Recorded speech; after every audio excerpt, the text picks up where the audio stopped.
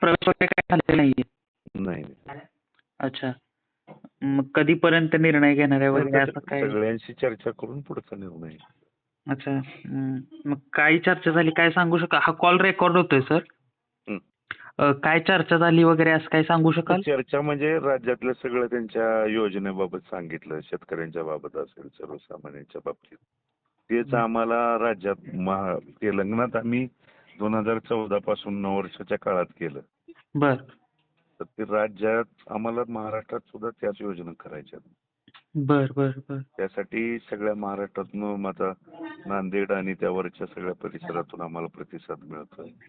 सीमा भाग जो आहे हा. तो. आणि संपूर्ण राज्यात त्यांना ताकदीनं उतरायचं, जागा लढवणार आहे. तुम्ही सोबत द्या, साथ द्या असं त्यांचं होतं.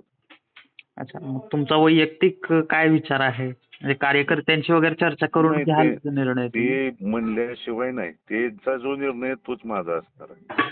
अच्छा. वैयक्तिक म्हणण्यापेक्षा लोक जे म्हणतील ते तोच माझा आहे. मग विमान वगैरे पाठवलेलं म्हणून म्हटलं काय आता प्रवेश वगैरे होणार आहे कसं काय? नाही, त्यांनी पाठवलं होतं भेटण्यासाठी आणि निर्णय होऊन पुढचा म्हणजे.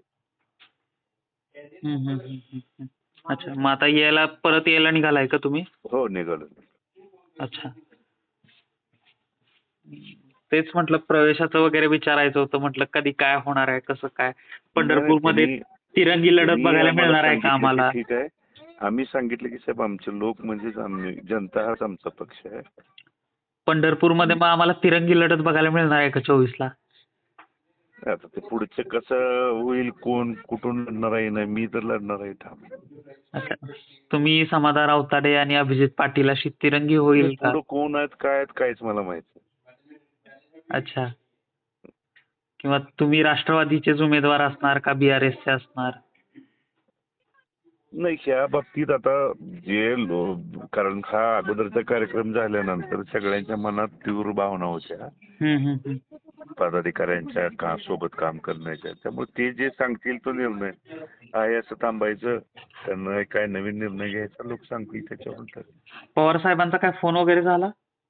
जयंत पाटील साहेबांचा झाला, भेटण्यासाठी केलंय. बर. ते जाऊन भेटून सगळी सांगणार आहे. अच्छा. म्हणजे अजूनही राष्ट्रवादीचे आहेत संपर्कात तुमच्या?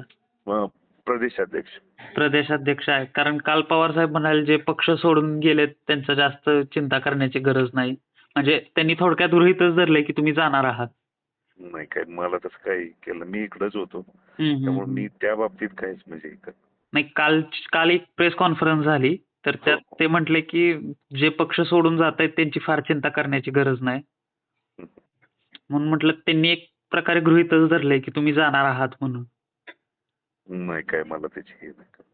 अच्छा. जयंत पाटलांनी काय तुम्हाला भेटण्यासाठी बोलवलेलं आहे? हो, मी जाऊन भेटणार आहे, सांगणार आहे आणि बोलणार आहे. म्हणजे जे काय तिथल्या मतदारसंघातल्या लोकांच्या भावना असतील सगळ्याच्या. अच्छा. मग कधी भेटणार आहे वगैरे काय? नाही, आता मी येतोय आज, म्हणजे मी तिथून निघालोय हैदराबादवरून. बरं. हे संपर्क करून कुटुंबाला भेट मिळते, म्हणजे त्यांनी सांगितलं होतं परंतु ते कुठं आहेत आता बघून पुढे. अच्छा. चालतंय साहेब. ओके. Thank you sir. हो, थँक्यू. ओके.